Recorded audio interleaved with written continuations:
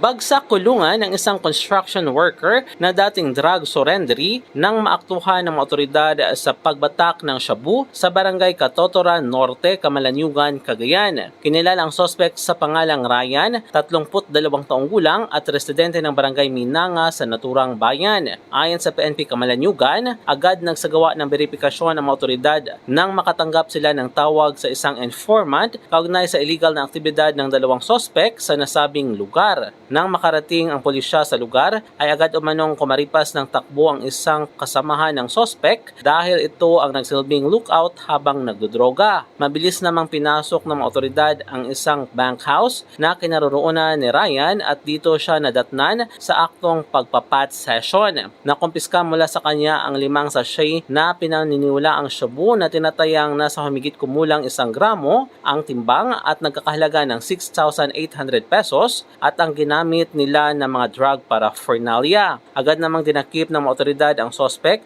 at kinumpiska ang mga nakitang ebidensya para sa pagsampa ng kasong paglabag sa RA 9165 o Comprehensive Dangerous Drugs Act of 2002. Mula dito sa Cagayan, MJ De La Cruz para sa Radyo Alternatibo, Balita Nationwide.